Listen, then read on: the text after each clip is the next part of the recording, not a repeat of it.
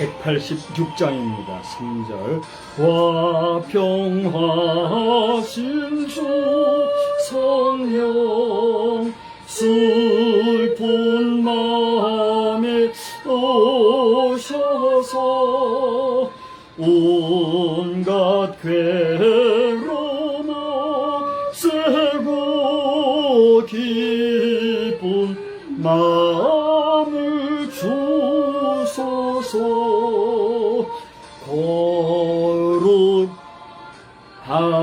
거룩하신 주 성령 나의 마음에 계시서 망령된 일 없애고 홀로 주관하소서.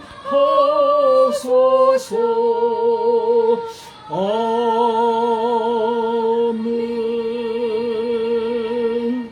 하나님은 여러분을 사랑하십니다. 하나님은 목사님을 사랑하십니다. 하나님은 우리 모든 성도를 사랑하십니다. 아멘. 알리는 말씀은 주보를 참고해 주시기를 바랍니다. 오늘은 오순절 후 7째 주가 되겠습니다. 여러분 각자 성령 충만을 위해서 기도하시기 바라고요. 지난 주간에 저의 외숙부님이시기도 한데 조래성 목사님 별세하셨는데 상중에도 함께 방문하셔서 위로해 주신 우리 자녀들 여러 내방객들께 감사하고 우리 유족분들을 위해서 관심과 기도해 주시기를 바랍니다. 내일이 제헌절이죠. 75주년이 맞아요. 제가 75주년으로 그렇게 알았는데 제헌절입니다. 사법부와 사법뿐만이 아니라 입법, 행정부 등 우리나라의 여러 공공 기관들을 위해서 함께 기도 많이 해주시기를 바랍니다. 7월 중 성경 읽기, 병원 선교, 또 TBTM 오피스 하우스 등 기타 고정 광고는 여러분이 주보를 참고해 주시고요. 추가 광고 혹시 없으시면 이제 우리 다 같이 주악에 맞추어 묵도 하시겠습니다.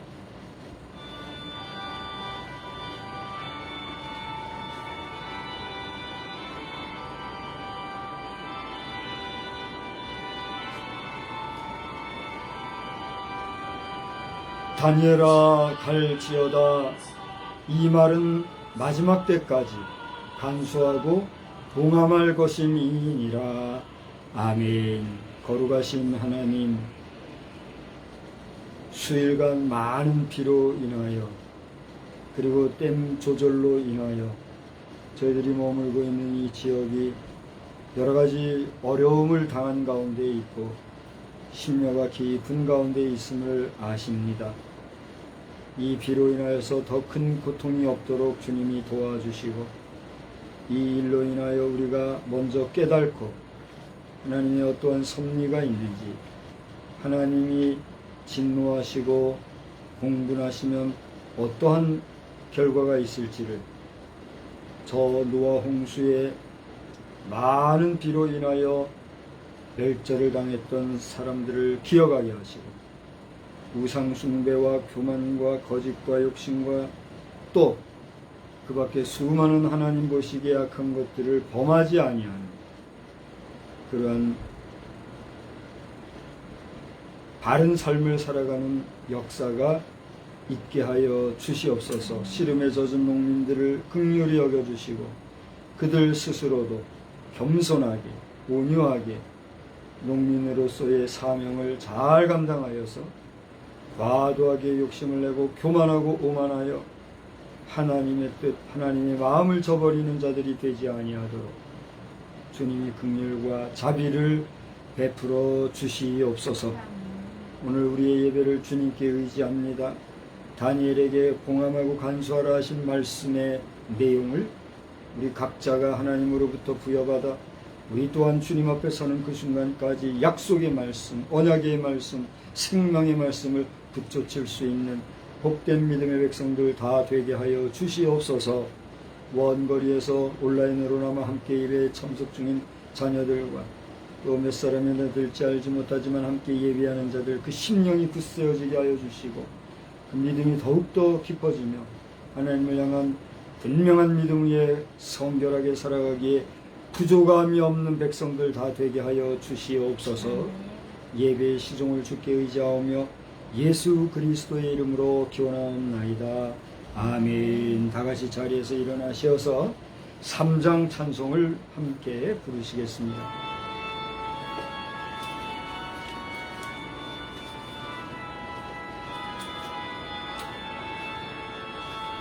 성부 성자와 성령 찬송과 영광 돌려보내세. 태초로 지금까지 또 영원 무궁토록 성삼위께 영광 아멘. 아멘. 성시교독은 29권에 있는 시편 65편 말씀이 되겠습니다. 29번 시편 65편입니다. 하나님이여 찬송이 시온에서 주를 기다리오며 사람이 서원을 주께 이행하리이다. 기도를 들으시는 주여 모든 육체가 주께 나아오리이다. 죄악이 나를 이겼사오니 우리의 허물을 주께서 사하시리이다. 주께서 택하시고 가까이 오게 하사 주의 뜰에 살게 하신 사람은 복이 있나이다. 우리가 주의 집 곧 주의 성전의 아름다움으로 만족하리이다. 땅을 돌보사 물을 대어 심히 윤택하게 하시며 하나님이 강에 물이 가득하게 하시고 이같이 땅을 예비하신 후에 그들에게 곡식을 주시나이다. 초장은 양떼로 옷 입었고 골짜기는 곡식으로 덮였음에 그들이 다 즐거이 외치고 또 노래하나이다. 아멘. 전능하사 천지를 만드신 하나님 아버지를 내가 믿사오며 그 외아들 우리 주 예수 그리스도를 믿사오니 이는 성령으로 잉태하사 동정녀 마리아에게 나시고 본디오 빌라도에게 고난을 받으사 십자가에 못 박혀 죽으시고 장사한 지 사흘 만에 죽은 자 가운데서 다시 살아나시며 하늘에 오르사 전능하신 하나님 우편에 앉아 계시다가 저리로서 산자와 죽은 자를 심판하러 오시리라. 성령을 믿사오며 거룩한 공회와 성도가 서로 교통하는 것과 죄를 사하여 주시는 것과 몸이 다시 사는 것과 영원히 사는 것을 믿사옵나이다. 아멘. 자리에 앉으시어서 우리 찬송가 71장을 부르시겠습니다. 71장 후에는 임희경 사모님 기도해 주시겠습니다.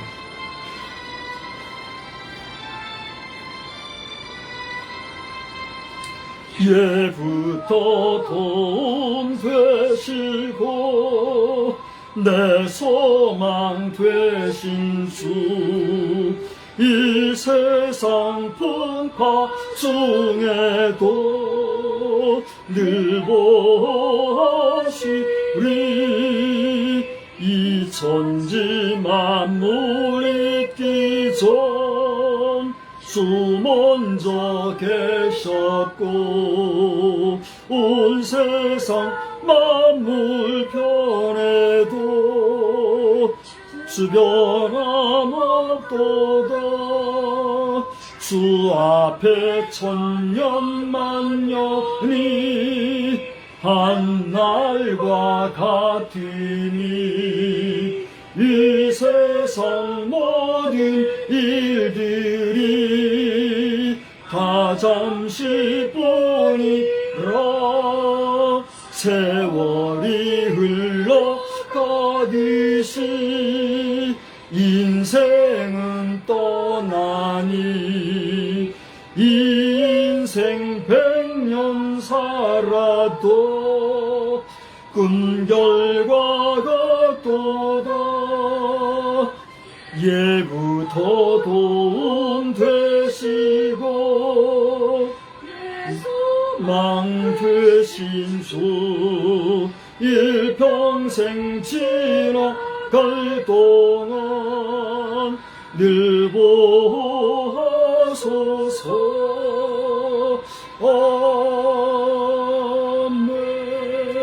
아멘.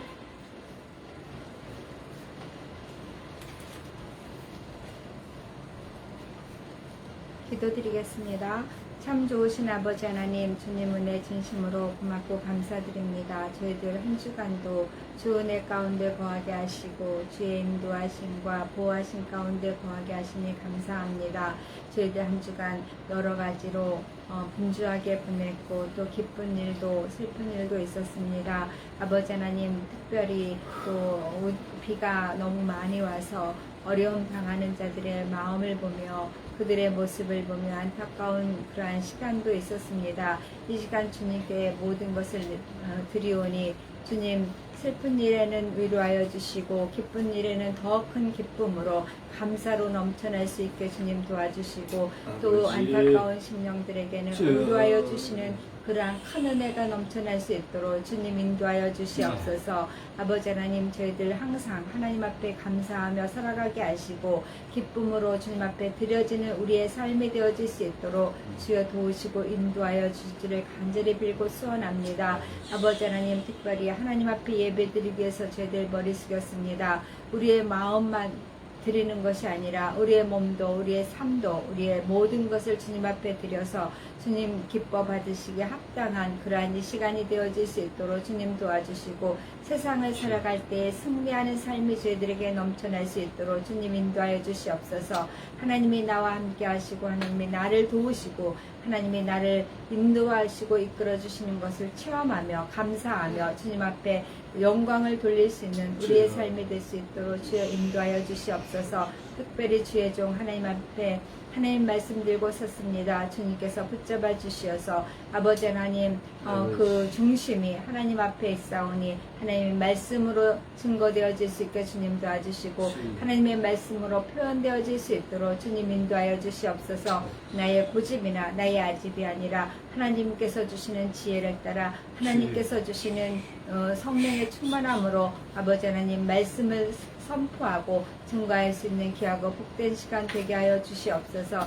우리 자녀들을 함께 예배할 때에 아버지 하나님 닫혀진 문은 열려질 수 있게 주님 도와주시고 아픈 심령은 아버지 하나님 위로받게 하시고 상처된 부분들은 치유되는 역사들이 나타나게 해주셔서 하나님 기쁨되는 귀하고 복된 삶 살아가게 하시고 하나님의 자녀들로서 부끄럽지 않고 하나님의 자녀들로서 항상 충만한 역사들 체험하며 살아갈 수 있도록 주여 인도하여 주시옵소서. 이 시간 주님 함께하여 줄 것을 믿사오며 우리 구주 예수 그리스도 받들어 감사 기도드려 싸움나이다. 아멘. 네.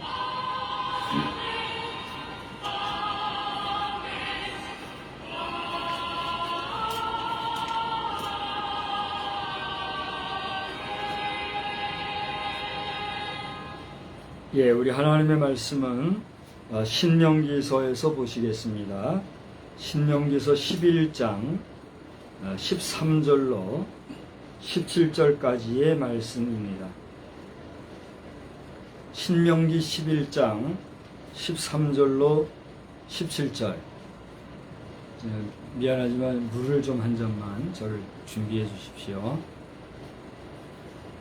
신명기 11장 13절로 17절 제가 봉독하겠습니다. 내가 오늘 너희에게 명하는 내 명령을 너희가 만일 청종하고 너희 하나님 여호와를 사랑하여 마음을 다하고 뜻을 다하여 섬기면 여호와께서 너희의 땅에 이른 비 늦은 비를 적당한 때에 내리시리니 너희가 곡식과 포도주와 기름을 얻을 것이요 또 가축을 위하여 들에 풀이 나게 하시리니 내가 먹고 배부를 것이라. 너희는 스스로 삼가라. 두렵건대 마음에 미혹하여 돌이켜 다른 신들을 섬기며 그것에게 절함으로 여호와께서 너희에게 진노하사 하늘을 닫아 비를 내리지 아니하여 땅이 소산을 내지 않게 하심으로 너희가 여호와께서 주신 아름다운 땅에서 속히 멸망할까 하노라. 아멘. 우리 찬송은 6장을 부르시면서 봉헌의 시간을 갖겠습니다. 찬송 6장 찬송입니다.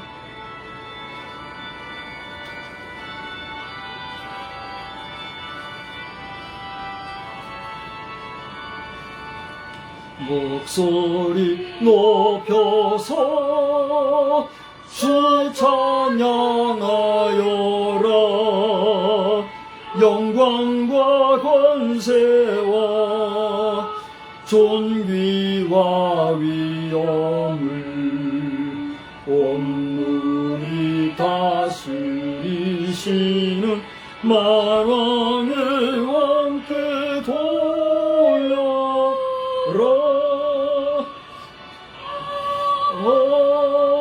아멘. 거룩하신 하나님, 이 시간에도 저희들이 순서를 좇아 주님 앞에 예물을 봉헌합니다. 이 예물 받아주시고 한없는 주님의 은혜와 사랑과 능력으로 함께하여 주시옵소서.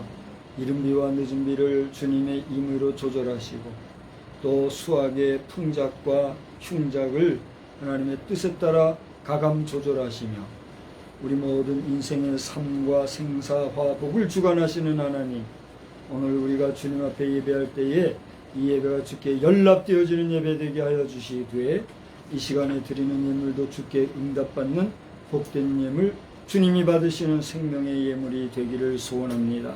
하나님의 뜻이 하늘에서 이루어진 것처럼 이 땅에서도 이루어지는데 그 하나님의 뜻이 어떤 뜻이고 정확히 어떠한 내용인지 저희들 다 알지 못할지라도 가장 아름다운 것, 귀한 것, 고결한 것, 숭고하고 소중한 것들로 우리가 주의 그 뜻을 이루심에 귀하게 아름답게 사용되어지는 역사만 있기를 간구하고, 이 시간에도 말씀에 은혜 주실 주님을 찬양하며 예수님의 이름으로 기도드리옵나이다. 아멘.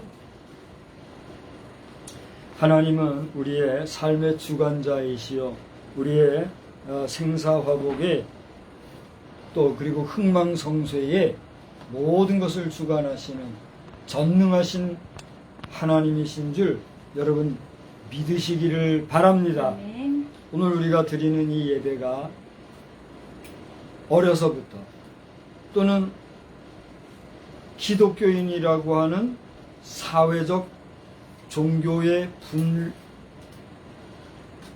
분별을 따라 기독교인화된 그 정체성 때문에 그래서 형식적으로 습관적으로 모이는 하나 사람의 모임 정도라고 하면 정말 우리는 불쌍하고 무가치한 사람들이 될 것입니다. 그러나 우리가 이 시간에 단 한 시간이지만 마음과 정성을 다하고 온 믿음을 동원하여서 주 앞에 예배한다고 할진데 우리는 약속하신 하나님의 성령 안에서 그 주님이 주시는 언약을 따라 베푸시는 복의 수혜자들이요 또 그 복을 받아 누리는 복의 사람인 줄 믿으시기를 바랍니다. 그런 거로 여러분이 행하시는 모든 일들이 다 잘되고 범사에 충만할 뿐 아니라 여러분과 함께하는 그들조차도 여러분으로 말미암아 복된 삶을 누리게 되는 아름답고 복된 역사가 넘쳐나기를 주님의 이름으로 축원합니다. 그러므로 우리가 매 예배 후반부에 항상 같이 나누고 있는 우리는 세상의 빛입니다. 우리로 인하여 세상이 환해집니다. 그렇게 고백하고 선언하고 나아가는 그 메시지처럼 우리로 인하여 우리 주변에 여러분 주변의 모든 사람들이 잘되고 강건한 역사가 충만하기를 주의 이름으로 축원합니다. 우리 한번 다 같이 따라서 합시다. 3번만 따라서 합시다. 비를 영어로 뭐라 그러죠? 레인 그러죠? 저는 오늘 제목을 비 한자로 비우자를 쓰죠. 비우 그리고 영어로는 레인. 그 밖에 다른 나라 말은 제가 잘 모르겠어요. 그래서 아는 말로 레인, 비 그런 제목을 썼습니다. 사실 지난 수요일 저녁, 엄밀히 따지면 지난 주일 저녁이죠. 지난 주일 저녁 이후 수요일을 거치고 어젯밤, 오늘 새벽까지도 하나님 오늘 말씀 어떻게 해요? 여러분은 설교자의 고민을 몰라요. 우리 앞에 계신 우리 사모님이 저를 좀 봐주세요. 설교자의 고민을 아십니까? 모르면 그것도 나쁜 사람이에요. 근데 온전히 아세요? 잘 모르죠. 표면적으로는 알죠. 저만이 아닙니다. 이 땅에 설교자로 부르심을 받으신 분들이라면 얼마나 그 고심이 깊은지 아마 공감하셨죠. 저도 지난 주간에 우리 병원 설교를 위해서 목요일 오후쯤에 본문을 확정하고 말씀을 준비합니다. 또 오늘 예배를 위해서 저도 이제 적당히 할 줄 아는 사람이잖아요. 적당히 하려고는 안 하지만 적당히 할 줄 아는 사람이니까 적당히 병원 설교하고 섞어서 좀 더 살붙이고 그렇게 할 수도 있지만 하나님이 주신 설교자의 양심이 허락 안 하더라. 그래서 그러면 어찌하오리까 하는 가운데 오늘 새벽까지 간밤에도 주저주저하던 가운데 확정이 안 돼서 에이 알아서 하세요. 그냥 편히 잤어요. 그저께만 해도 많은 비로 말미암아 새벽 2시 몇 분에 잠이 깨가지고 12시경에 잠이 들었죠. 새벽 2시경에 깨가지고 밤을 꼬박 새고 그랬는데 어제는 그냥 잠이 잘 잤어요. 간밤에 비가 왔는지 갔는지도 모르고 잘 잤어요. 근데 그 시간에도요, 우리 상황실에서는 상황 근무자들이 긴장하고 계속해서 모니터하고 또 우리 기자들은 찾아다니면서 취재하고 그렇게 많이 수고했을 줄 알아요. 여러분 알게 모르게 수고하시는 많은 분들의 수고를 기억하시고 그분들을 뵙게 되면 말씀으로라도 수고하십니다. 공손하게 인사하시고 격려해 주시기를 바랍니다. 이 시간에도 수고하시는 모든 우리 공무원들과 관공서 직원 여러분들 수고하십니다. 우리 한번 위로와 격려의 박수 하십시오. 우리 저 멀리 온라인 예배자들도 박수로 격려 한번 하세요. 우리가 잊고 사는 것들 중에 그런 우리가 모르는 사이에 수고하는 분들의 수고로 말미암아 우리가 편안하다는 걸 느끼세요? 안 느끼세요? 느끼시죠? 우리 하루 종일 아무것도 모르고 지나다가 저녁에 잠깐 나가보니까 곳곳에 여러 사람들이 웅성웅성 일하잖아요. 그들의 그런 수고가 있으니까 안전을 지키고 그 안전 가운데 우리가 편안히 지내는 거 아니겠어요? 서로가 돕고 사는 거예요.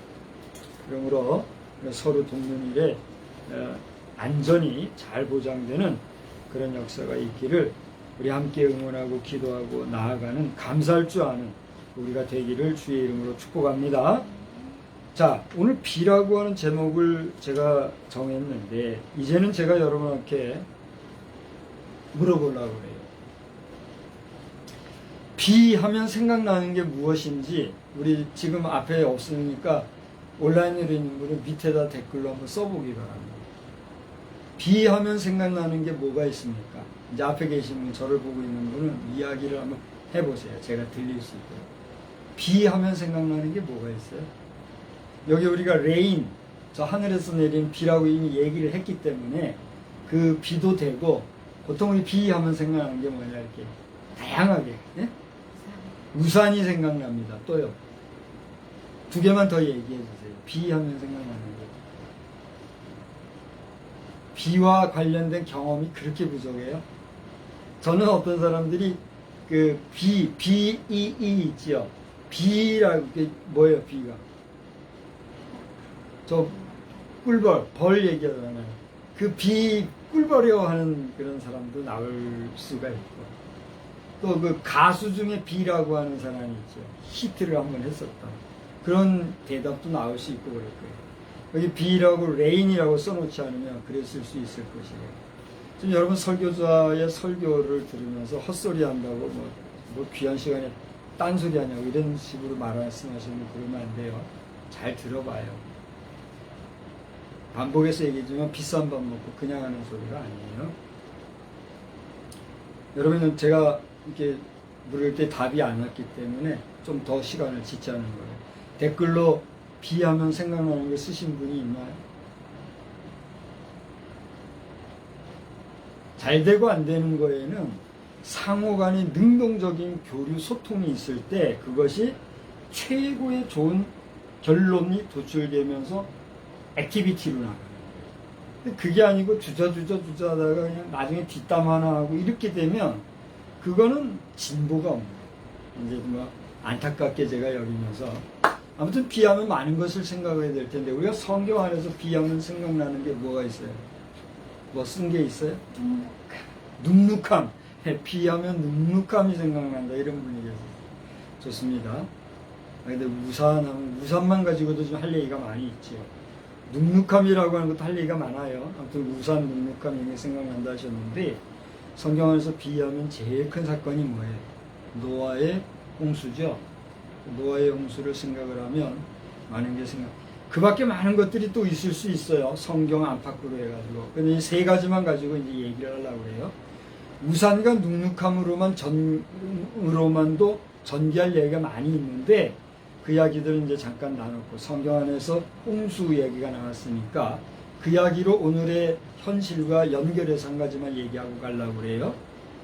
노아 홍수 시대에는 순전히 하늘에서 내리는 비만으로 그렇게 엄청난 홍수가 창궐했나요? 그러면 뭐였습니까?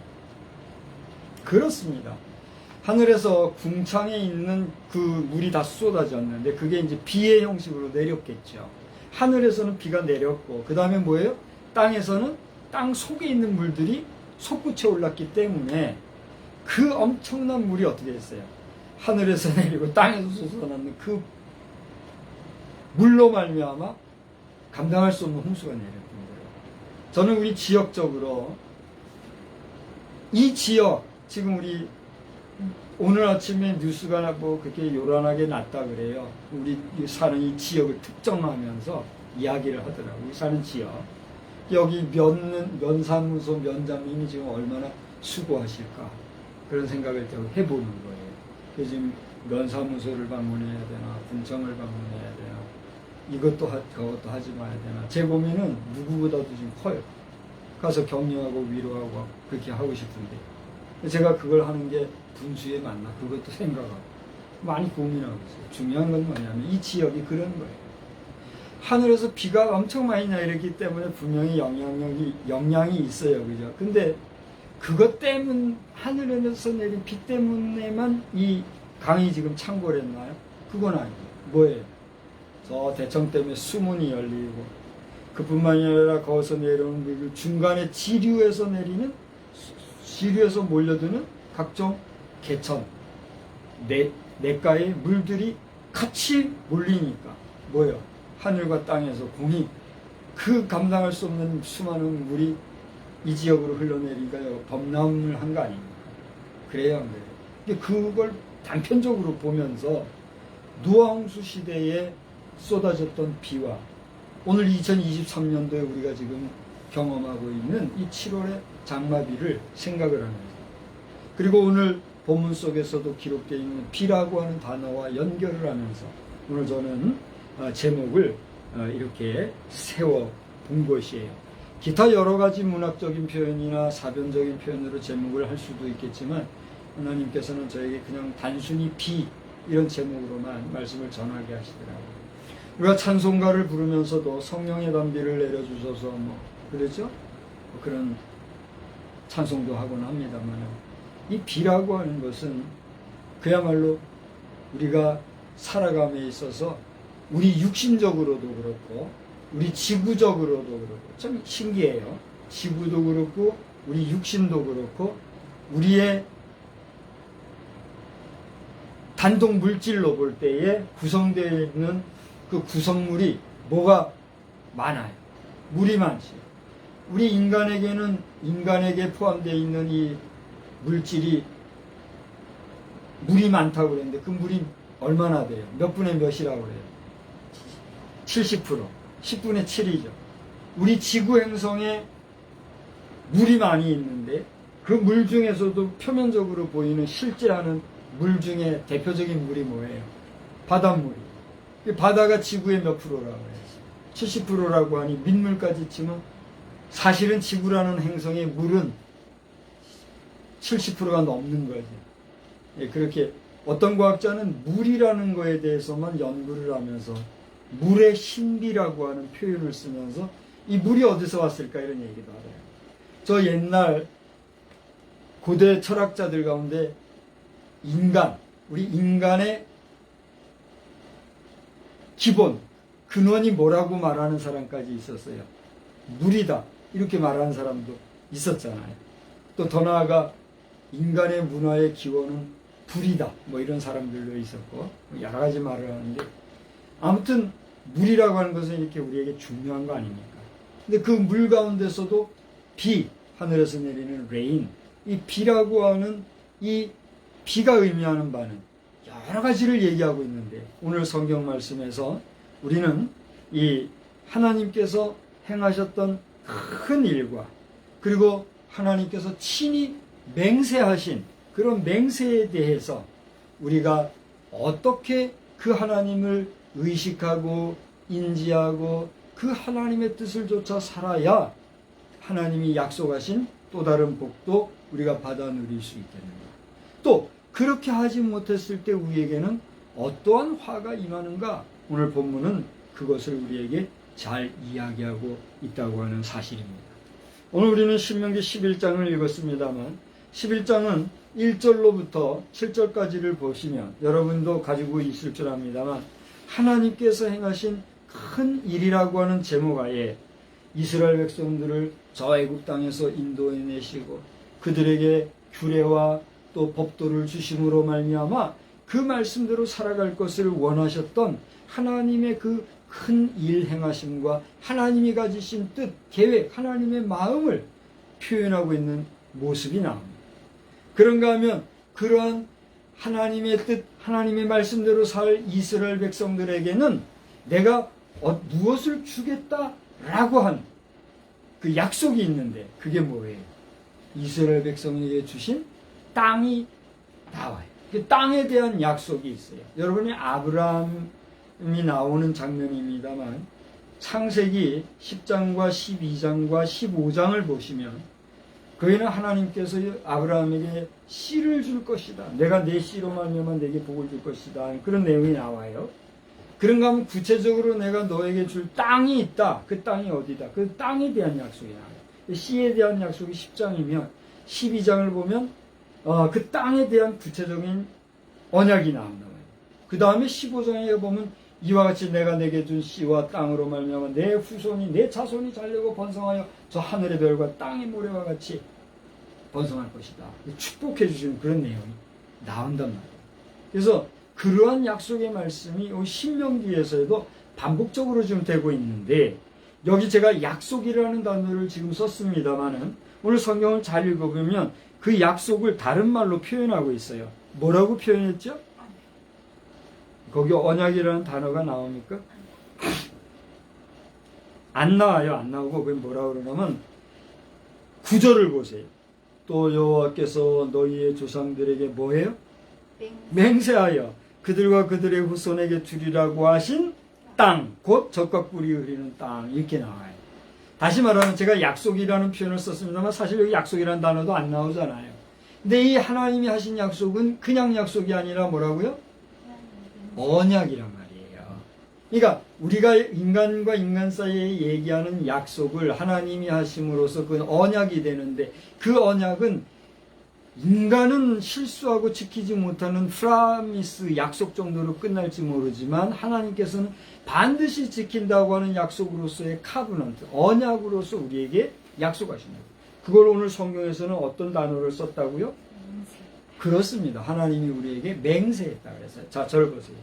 하나님께서는 우리에게 맹세하라고 했어요? 맹세하지 말라고 했어요? 맹세라는 단어는 쉬운 단어가 아니죠. 그죠? 그래서 그걸 아시기 때문에 하나님께서 너는 맹세하지 마라. 위로 하나님 앞에서나 아래로 사람 앞에서 함부로 맹세하지 마라 그랬어요. 왜냐하면 맹세하고 그 맹세를 지키지 못하면 약속을 어기는 것이고 약속을 어기는 건 거짓말하는 것이고 거짓말하는 것은 하나님 앞에서 죄잖아요. 그래요? 함부로 맹세하면 안 된다. 그렇게 얘기한 말씀도 있어요. 그 하나님이 오늘 우리에게 너희 조상들에게 우리 인생에게 사람에게 뭐 했다고요? 맹세했다 그랬어요. 그러니까 하나님이 책임져야 돼요? 안 책임져야 돼요? 책임져야 돼요. 이런 이야기를 아니까 하나님에 대해서 우리는 인격적으로 알게 돼요? 못 알게 돼요? 알게 되잖아요. 그러니까 하나님께서는 누구를 통해서 당신의 일을 하셔요? 사람을 통해서 일을 하잖아요. 그런데 그 하나님이 사람을 통해서 일을 하는데 그 사람이 하나님의 일을 수행해줘야 되는데 안 하면 하나님이 속상해요? 안 속상해요? 속상하지요. 어떻게 보면 손해보시는 거잖아요. 그죠? 아니면 아니라고 지금 얘기하세요. 그죠? 그러니까 이런 놀라운 성경의 깊이를 아니까 그것을 맛본 사람이 뭐라고 얘기해요? 하나님이 내 말 안 들어주면 죽어. 하나님이 나 앞에서 까불면 죽어. 이런 소리. 하게 돼요? 안 하게 돼요? 하게 되고 할 수도 있어요? 없어요? 있지요. 오늘 우리 대한민국 안에 그것으로 인해서 무리를 일으킨 일이 있어요, 없어요? 있잖아요. 그러나 그것을 무리를 일으킬 정도로 사람을 몰아가고 하나의 그걸 뭐라 그래요? 마녀사냥하듯이 하는 일이 생기면 돼요, 안 돼요? 곤란한 거예요. 그래서 여기는 또 뭐 찬반론이 많기 때문에 더 말할 것도 없고 그만큼 깊이가 없는 사람들과는 말해도 안 되는 거기 때문에 넘어가고 그런 면에서 오늘 이 나라를 이끌어가는 지도적인 위치에 있는 분이 그런 표현도 사실은 할 수는 있지만 공공장소에서 그런 일을 해서 괜히 시험거리 만들 필요는 있어요, 없어요? 없잖아요. 그래서 참 복잡한 세상이 인간 세상이구나 그러고 그래서 기도할 뿐이고 모든 게 잘 되기를 바랄 뿐인 거예요. 어쨌건지 간에 이 깊이 있는 말씀으로 들어가 볼 때 저를 보세요. 하나님이 맹세하신 말씀이 뭐예요? 여기 한번 보세요. 9절에 의하면 애굽 땅에서 이끌어내서 구원한 이스라엘 백성들에게 주시겠다고 한 땅과 그 땅이 적과 꿀이 흐르는 그런 하나님의 약속의 장소라고 하는 사실이죠. 또 여기에 10절, 11절까지를 보면 그 땅에 대한 하나님의 다스리심이 어떻게 나올 것인가 라고 하는 기가 막힌 내용도 나오고 있는 것을 우리가 보게 된다는 거예요. 그런데 저를 잘 보세요. 그런데 이와 같은 모든 것들이 11장 1절에서부터 12절까지를 쭉 읽어보면 어떠한 것을 대전제로 지금 하고 있다는 거예요. 한번 잘 보세요. 바로 하나님의 규례와 법도를 잘 행할 때 이런 모든 것들이 맹세로 하신 하나님의 말씀을 이루시는 첩경이 되고 전제가 된다. 그런 말씀을 하고 있다는 거예요. 그 말씀이 어디 나옵니까, 목사님? 11장을 우리가 지금 제가 여러분과 함께 17절까지를 보면서 한 거예요. 본문은 13절로 17절을 우리가 찾아서 이미 읽었고 지금 제가 풀어서 얘기한 것은 11장 1절서부터 12절까지 이제 쭉 얘기한 거란 말이에요. 이 모든 것을 이루는 핵심적인 다이나믹이 뭐냐? 11장 마지막 절로 한번 가보세요. 뭐라고 그랬어요? 우리 한번 11장 마지막 절 다 같이 봅시다. 내가 오늘 너희 앞에 베푸는 모든 규례와 법도를 너희는 지켜 행할지니라. 할렐루야. 이렇게 될 때 너희가 이렇게 내가 맹세한 게 이루어져. 이런 얘기를 하죠. 여러분 충분히 공감하고 이해하실 수 있어요? 없어요? 있지요. 그러니까 하나님이 무작정 맹세한 게 아니에요. 그러니까 이런 표현은 좋은 표현은 아니지만 이것은 하나님이 우리에게 내어놓으신 조건부예요? 무조건이에요? 조건부가 되는 거예요. 그죠? 그럼 내가 너에게 맹세하는데, 내가 너에게 약속하는데, 내가 언약을 하는데, 자, 우리가 이 세 단어를 놓고 생각해 봅시다. 약속과 언약과 맹세, 어떤 게 뉘앙스가 가장 커 보입니까? 충분히 이해가 되죠? 약속은 인간 사이의 약속이에요. 이거는 어쩔 수가 없어요. 이거는 못 지키는 때가 있을 수 있어요, 없어요? 인간이 유약하고 한계가 있기 때문에 못 지킬 수도 있어요.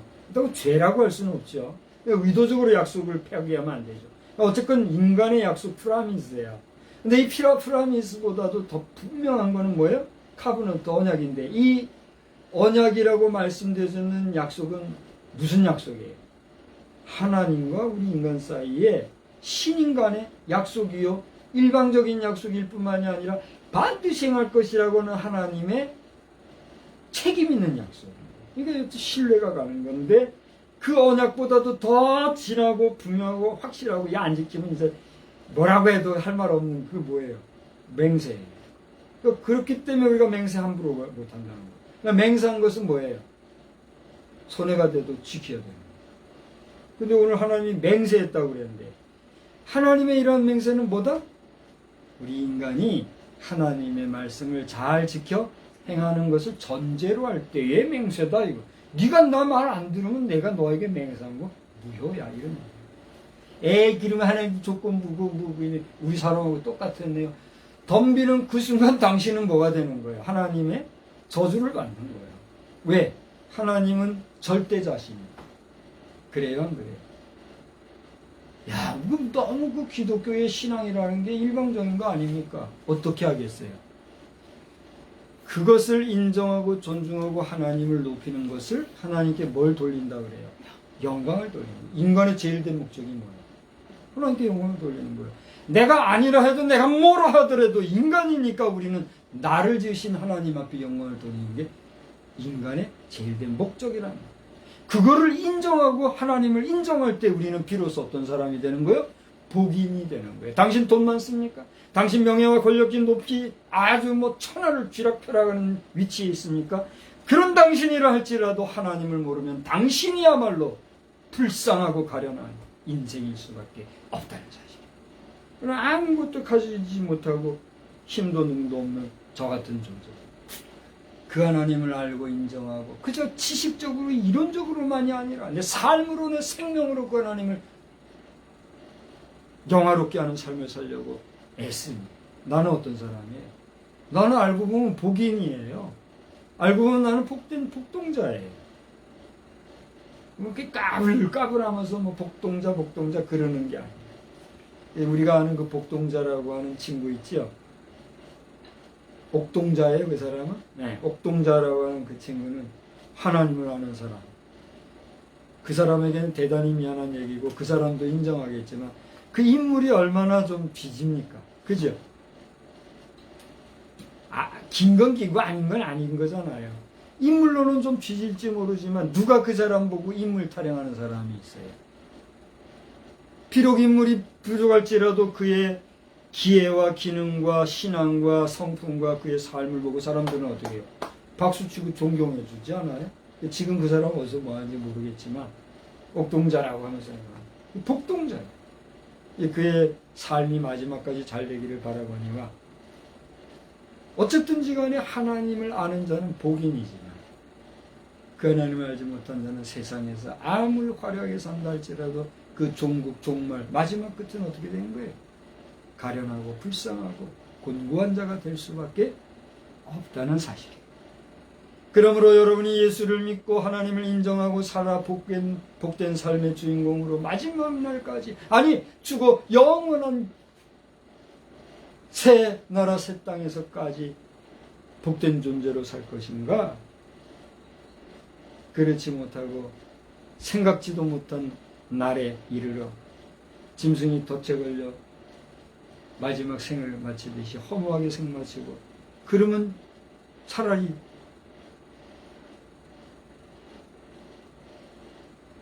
끝이 있으니까 더 슬피 울거나 괴로워하지도 않겠지요만 마지막 끝에는 뭐가 기다려요?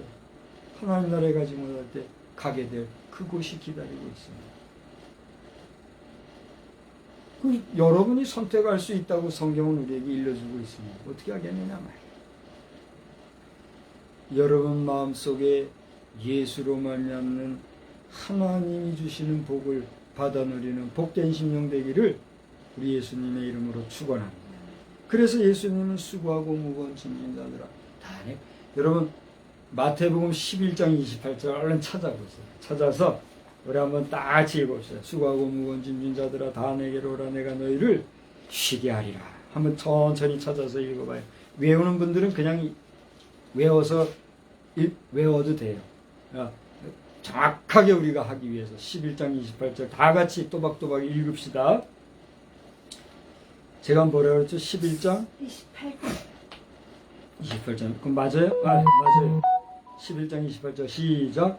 수고하고 무거운 짐진 자들아 다 내게로 오라 내가 너희를 쉬게 하리라. 잠시 후에 우리가 찬송가를 부를 텐데 찬송가가 몇 장이죠? 287장. 거기도 보면은 우리가 예수 앞에 나갈 때 그 예수로부터 얻을 수 있는 것이 무엇인지 이 찬송가 작사자를 통해서 우리에게 일러주고 있어요. 예수 앞에 나갈 때 얻을 수 있는 쉼과 자유와 평화와 그리고 우리의 마음의 소원들은 부수적이로 하나님이 주시는 참 평강과 평화와 영원한 나라 영생의 소망을 가지고 살아갈 때에 비로소 우리는 어떤 사람이라고 할 수 있어요?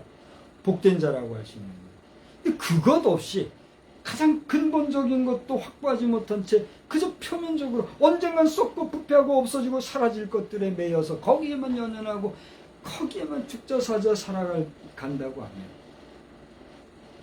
저를 잘 보세요. 우리 인간을 여러 가지로 표현하는데 식물과 비교되는 개념으로 뭐라고 우리를 불러요? 동물이라고 해요. 동물은 왜 동물이에요? 움직이는 물질로 구성되어 있는 생명체다 해가지고 동물이라는 거잖아요. 그게 그 동물 아닙니까? 그죠? 우리 인간도 동물이라는 표현이 맞아요? 틀려요? 맞는 말이에요. 아이고 이 동물 같은 거 그러면은 기분 나빠해요, 안 해요? 왜 나더러 동물이라고 하냐 그러는데 더 진하게 얘기하면 아이고 이 짐승 같은 거 그렇게 말해요, 안 해요? 그런데 같은 동물이라도요, 사람보다 더 대우받는 동물이 있는가 하면 그 동물, 짐승보다도 더 취급 못 받는 동물로서의 인간이 있어요, 없어요? 있는 걸 보면 기가 막힌 거예요. 같은 동물이지만 우리 사람은 짐승과 구별이 있어요, 없어요? 차별이 있어요, 없어요? 차별도 있는 것이고 구별도 있는 것이고 그건 하나님이 주신 뭐예요? 섭리요 대자연의 순리자 이 말이에요. 그래요, 안 그래요? 우리가 평등이라는 개념에서 함부로 차별하면 안 되지만 순리 안에서의 차별이라는 건 불가피한 거예요, 불가피하지 않은 거예요? 불가피한 거예요. 그런데 그럼에도 불구하고 함부로 사람을 차별하면 안 되기 때문에 차별을 하지 말아야 된다라고 하는 의미로서의 차별금지법은 좋은 거예요, 안 좋은 거예요? 우리 분명히 하고 가야 됩니다. 여러분 혼란하지 말고요. 차별금지법이라는 표현은 좋은 표현이다, 안 좋은 표현이다?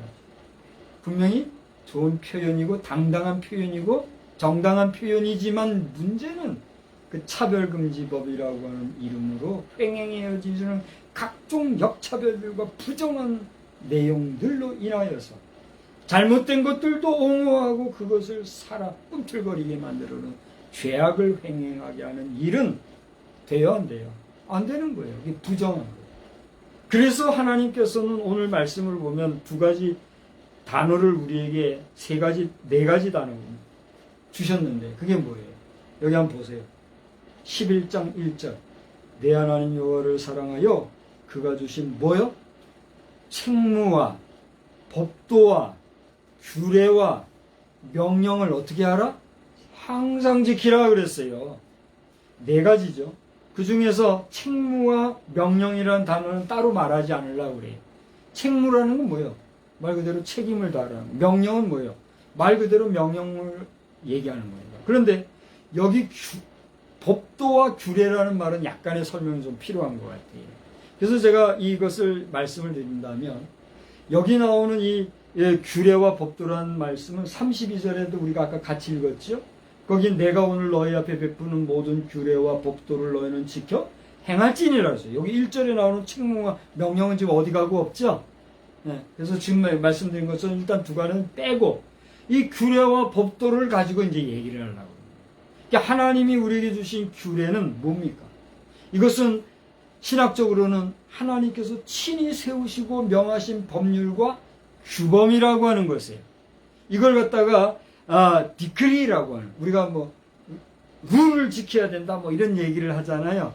그 룰 지켜가면서 해야 된다. 스포츠 게임 같은 거 페어 플레이 해야 되는 얘기죠. 그 룰이라는 게 뭐예요? 바로 이 규례를 얘기할 때 룰을 얘기해요. 우리가 법대로 행하지 아니하면 상급받는 자가 그 상급이 유효가 돼요, 무효가 돼요. 이번에 문체부 차관이 된 장미란 선수가 금메달을 딸 수 있었음에도 불구하고 그때 어떻게 됐어요? 도핑했을 때 그 부정하게 된 사람이 금메달 따고 그때 그분은 그걸 못했잖아요. 그때 3인가? 그렇게 했었지만 마지막 역사는 장미란 선수야말로 진짜 금메달 겁니다. 이렇게 됐고 그 사람은 욕 들어먹고 그랬잖아요. 그 뒤에도 이게 선수에서 교수가 되고 지금은 일국의 차관이 되었으니 우리는 그녀의 수고를 지금 기억하고 있잖아요. 아무튼 딴 얘기로 갔습니다만 룰대로 하지 않으면은 상급받은 것도 무효가 되는 그걸 얘기하는 거예요. 그게 규례다 이거예요. 야, 하나님이 주신 법, 하나님이 정하신 룰대로 하는 게 뭐예요? 규례다, 그런 얘기예요. 미슈타프라고 하는 단어를 쓰는데 이 단어는 심판과 다스림이라고 하는 뜻에서 나오는 말이랍니다. 그러니까 그런 이해를 가지면서 다시 32절을 읽어보면 어떻게 돼요? 우리가 하나님이 베푸신 하나님의 룰대로 살아갈 때 하나님은 어떻게 한다는 거예요? 여기 이스라엘 백성들에게 약속하신, 맹세하신 것을 반드시 지켜주신다. 역으로 얘기하면. 하나님 룰, 법대로 안 하면 어떻게 된다는 거예요? 주시고자 한 거? 안 주신다는 거예요. 무슨 얘기인지 알겠죠? 우리 생애 동안에 하나님의 룰, 규례 안에서 정성스럽게 잘 살다가 하나님이 베풀어 주시는 만복의 주인공이 다 되시기를 주의 이름으로 축원합니다. 그 다음에 법도예요. 법도는 뭘까요? 이것은 법률과 제도, 생활상의 예법과 제도를 아울러 이루는 말이 법도예요. 근데 이 법도에는 두 가지가 있더라고요. 여러분이 이제 알다시피 우리가 I'm the way 할 때 길도자 있죠? 도리도자. 그 법도를 쓰는 경우도 있고 법도라고 하는 도를 쓰는 단어도 있어요. 그래서 여기서 얘기하는 법도라고 하는 거는 두 번째 얘기했던 그 법도자의 도를 얘기하는 거예요. 그러니까 이미 하나님께서 그 세워놓으신 법률을 지킬 도리를 얘기하는 게 아니라 그 법 자체를 얘기하는 거예요. 그러니까 하나님의 말씀을 얘기하는 거예요. 그러니까 하나님의 말씀을 지켜 행하지 아니하면 하나님이 맹세하신 것도 우리에게 지켜주실 의무가 있으시다는 거예요? 없으시다는 거예요? 우리가 철저히 하나님 말씀대로 살아가면 그렇게 하겠다. 너희들이 안 하면 나도 몰라. 있어도 해. 이렇게. 우리 남북관계는 하여튼 우리가 하나님 말씀대로 살면 오래 정리가 될 텐데 지금 벌써 물 건너간 것 같아요. 제가 모 대기자와 내가 나중에 한번 봐봐요. 그분이 얘기했으니까 이제 제가 알지 잘 몰랐어요. 저는 벌써 오래전서부터 고 박정희 대통령의 동상에 대해서, 그죠? 저 문중경 전도사님의 경우도 마찬가지고, 그런 동상들은 뭐 그냥 깨부시고 하면은 좀 숭고하니까 그렇게까지는 못해도 거의 깊이 매장해드리고, 이 지상에서 그 동상 세워가지고 뭐 기리고 하는 일은 삼가자, 그런 얘기 공공연히 제가 해왔잖아요. 오늘 이 영상을 우리 존경하는 박근혜 전 대통령께서나 그 형제 되시는 박지만 회장님, 또 박근영 총재님, 이런 분들이 보시면 오늘도 또 한번 제가 유효하게 외치는 바, 아쉬우니까 이 나라 안에 하나 정도의 동상이라면 기왕 만들어 놓으면 그냥 잘 보존하더라도 나머지는 당신들이, 형제들이, 자녀분들이니까, 아버지의 자녀분이니까 1차적으로 권리가 있잖아요. 누가 뭐라든 당신들이 협의해서 고이고이 묻어드리고, 더 이상 대한민국 안에 고 박정희 대통령의 그 동상을 함부로 하는 일들이 생기지 아니하고, 정말 그분의 동상을 만나고 싶으면 그 세워진 곳에만 와야 볼 수 있도록, 그래야 더 권위가 있고 위험이 있지 않겠어요? 그렇게 할지라도 모든 재반 동상들을 정리하자. 내 공공연히 얘기하고 지금 또 하는 거예요. 이승만 대통령. 우리는 이승만 대통령의 그의 사상과 정신과 그의 수고와 대한민국을 건립한 건립자로서의 배나 존경할 마음을 가지고 있어요, 없어요?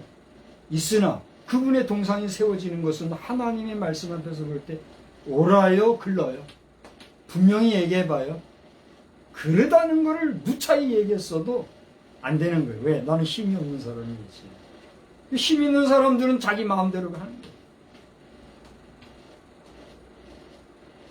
20일 날 그 제막식 한다고 해야 하는 거겠지만, 제가 원하기는 이제라도 깨끗이 무효화하고 잘 갖다 묻어드리고, 기 세워져 있는 동상 하나 그거라도 잘 보존하면, 아쉬워서 그러면 모를까, 서울 광화문 어디다 하는지 모르겠어요.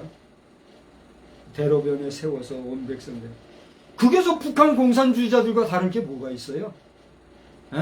거기 가가지고 쳐다보고 그냥 존중하는 마음 표시하고 그렇게 하면은 애국자고 뭐 대한민국 국민이고, 그렇게 안 하면 뭐 좌파라고 따지고 그렇게 할 판이니. 그러면 오늘 제가 좌파예요? 내가 좌익 공산주의자예요? 그런 식으로 우파해가면서 좌우 따져가면서 그렇게 하는 것 자체가 이미 틀려먹은 거예요. 애국을 내세우는 또 다른 정치적 헤게모니 속에 자기를 세우려는 자들의 독식주의자. 하나님은 그걸 지금 경계하시는 거예요. 그걸 알아야 해요. 다행히도 제가 아는 지식으로는 지금 저 북한 땅에는 우리 대한민국보다는 그 많은 비가 그렇게 들내리는 걸로 알고 있어요. 그건 감사한 일이죠. 지금 우리 지역에 지금 이렇게 막 난리 난 게 뭘까 좀 생각하는 거예요. 저 밀양에는 뭐 여기보다 더 큰 우상이 있다고 합디다마는 여기 지금 저 와불이 있는 지역 아닙니까? 기가 막힌 것이에요. 세계 최대의 와불이라고. 이제 밀양이 더 큰 와불이 됐다고. 그게 거기서 세계 최대 와불이라니까. 그래도 여기는 이제 두 번째가 돼서 그래도 뭐시야. 밀양 앞으로 어떻게 될지 모르겠어요. 대한민국 땅이 말이야. 우상도 말이야. 삐딱하게 줄여넣어가지고 와불이라고. 대한민국 국민이 그런 정신머리 가지고 그런 동상을 신격화하고 살아가니 하나님이 기뻐하시겠어요? 그러니 다 된 통일도 말이야. 이것들 봐라. 하나님이 유예하시면 어떻게 하려고. 저 북한의 김일성이고 김정은이고 그 동상들도 다 정리하려고 하는 사람들이 말이야. 자기들은 동상 만들고. 그 다를 게 뭐가 있냐 말이에요. 아무리 얘기해도 나는 부족하니까 귀에 안 듣는 거예요. 그래서 이런 영상을 통해서 세계 곳곳으로 펼치는지도 모르겠어요. 하나님은 이미 성경에 다 얘기했고 오늘 여기 설교자로 부름받은 저는 그걸 반복해서 얘기하는 것 뿐이에요. 오늘 성경을 잘 보라 말이에요. 내일은 제헌절입니다. 여러분 다 알죠?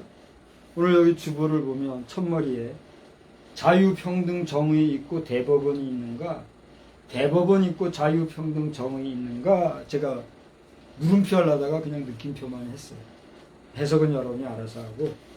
여러분 대법원이 있고 이런 말이 있습니까? 이런 말이 있고 대법원이 있습니까? 여러분의 대답은 뻔할 거예요. 이런 논리를 사용하고 있는 기관이 어디예요? 사법부. 대법원이라고 해요. 여러분 우리 대한민국의 대법원을 가보십시오. 그러면 제일 처음 건물 입구부터 자유, 평등, 정의 세 다 써놓고 그렇게 움직이는 곳이 사법부. 근데 그 사법부의 대한민국 2023년은 어떻습니까? 정의로운가? 평등한가? 참된 자유가 있는가? 돌아보라는 거예요. 내일 제헌절입니다. 과거에는 제헌절 우리가 쉬는 국경일이었죠? 근데 얼마 전서 보니까 쉬지는 않고 그냥 유야무야 어영부영 그냥 가죠? 내일은 국기를 달아야 되는데 비가 쏟아져서 이거 달아야 되나 어찌해야 되나 지금 그러고 있어요. 그런 날인데 제헌절을 앞두고 오늘 본문의 말씀을 통해서 이 비 내리는 이때에 하나님이 우리에게 이 많은 비를 주셔서 생각나게 하시고 경계하시고 경고하시는 일은 뭘까? 생각을 하라는 얘기예요. 그리고 더 나아가 비라고 하는 제목을 쓴 내용이 오늘 본문을 13절로 17절을 삼았습니다만 여러 번 나와요. 14절 보세요. 이른 비와 늦은 비를 주시는 분이 누구예요? 하나님. 적당한 때에 그걸 내리셔서 우리로 하여금 곡식과 포도주와 기름을 주시는 분이요. 가축들을 위해서 먹이시고 들에 풀이 나게 하시고 그러므로 우리가 배부르게 하요. 그러니까 모든 것이 어디로부터 와요? 하나님께로부터 와요. 그러니까 이런 비가 없으면 어떻게 돼요? 곤란한 거예요. 여기 보세요. 17절 보세요. 여호와께서 너에게 진노하사 하늘을 닫아 비를 내리지 아니하여 땅이 소산을 내지 않게 하심으로 너희가 여호와께서 주신 이 아름다운 땅에서 속히 멸망할까 하노라. 조심하라 이거예요. 뭘 조심하라? 그 앞에 16절 삼가 두려워하라. 마음에 미혹하여 돌이켜 다른 신들을 섬기며 그것에 절하면 이렇게 된다. 이제 마지막 정리를 합니다. 우리는 아무것도 아닌 것 같아도 비의 양에 따라서 하나님을 생각해야 합니다. 오늘 말씀에 감사하게도 17절에 하늘을 닫아 비를 내리지 아니하여 땅이 솟아를 내지 않게 하시면 어떻게 될까요? 당장 굶어 죽는 거예요. 그런데 그래도 비가 너무 많아가지고 이번에도 소가 떠내려갔다면서요. 소가 떠내려가고 난리를 쳐서 해도 그게 빠지고 나면 어떻게 돼요? 그래도 먹을 거 건질 거 있잖아요. 정상 작황보다는 좀 줄어들어도 그래도 먹을 게 있잖아요. 근데 비가 딱 그치버리면 어떻게 돼요? 여러분 상상에 맡기겠습니다. 우리 올 지난 봄과 여름 사이에 비가 엄청 적었잖아요. 우리 그래 걱정하면서 비해야 된다고 뭐 기도도 하기도 했고 뭐 많은 염려를 했잖아요. 근데 지금 너무 많이 와서 비가 지금 걱정인 상태란 말이에요. 그러니 이 비 하나도 하나님의 섭리에 달렸음을 우리가 생각을 하면서 비가 전혀 없어서 괴로운 것을 생각하며 이렇게 엄청난 비로 말미암아 우리가 고통을 당하고 염려할 때에 하나님에 대한 원망이 정당할까요? 정당하지 않을까요? 정당하지 않아요.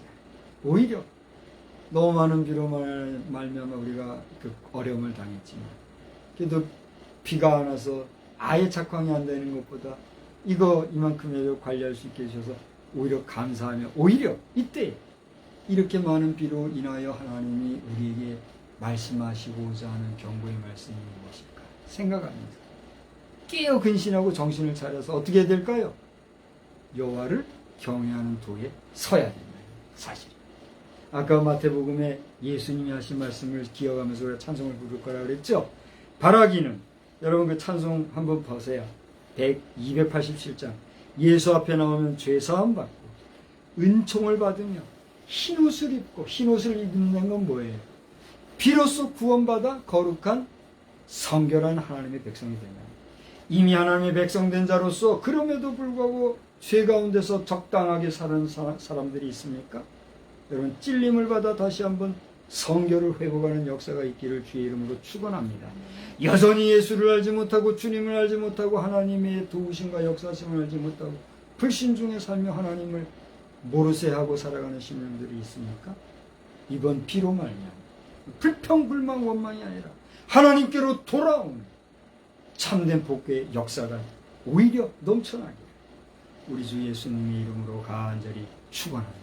하나님 많은 비로 말미암아 많은 개천들의 물 흐름으로 말미암아 강이 범람한 이 지역에서 오늘 우리는 그럼에도 불구하고 하나님의 약속의 말씀을 의지하며 소망 중에 주여 우리를 구원하옵소서 우리를 불쌍히 여겨 주옵소서 우리가 다시 주의 말씀 규례와 법도를 생각하며 성결하게 살겠습니다. 또 한 번 우리를 돌아보게 해주심을 감사하며 찬양하는 이 시간 여기에 있는 우리 모두에게 하나님의 은혜와 긍휼과 자비로 함께 하시고 더 많은 사람들이 우리와 같이 함께 주의 백성으로 거룩하게 살아가는 복된 역사 넘쳐나게 하여 주옵소서. 예수님의 이름으로 감사하며 기도드리옵나이다. 아멘. 다 같이 자리에서 일어나셔서 287장을 함께 부르시겠습니다.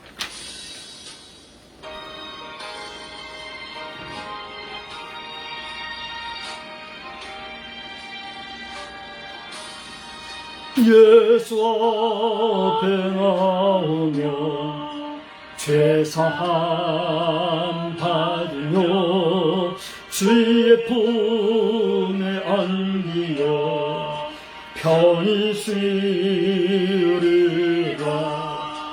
우리 주만 믿으면 모두 구원 얻으며 영생복 낭멸 영광 확실히 받겠네.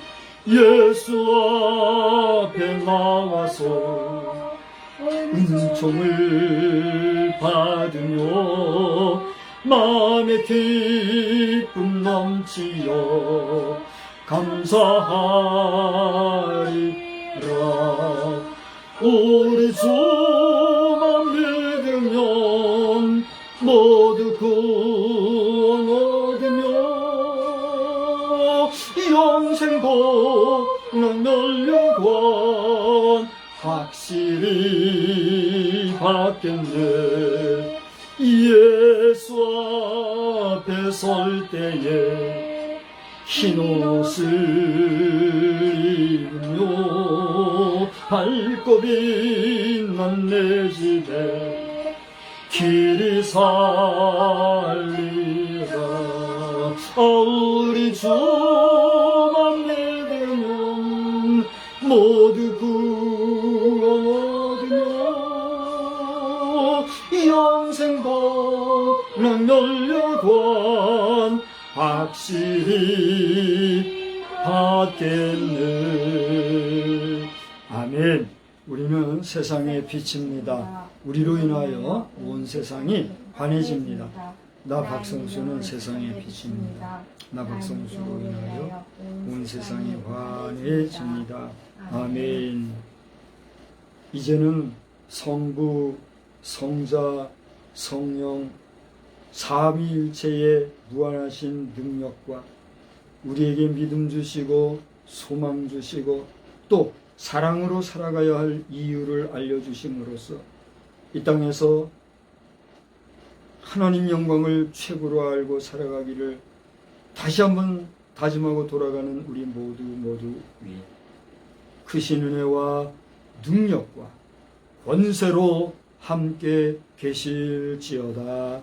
아멘.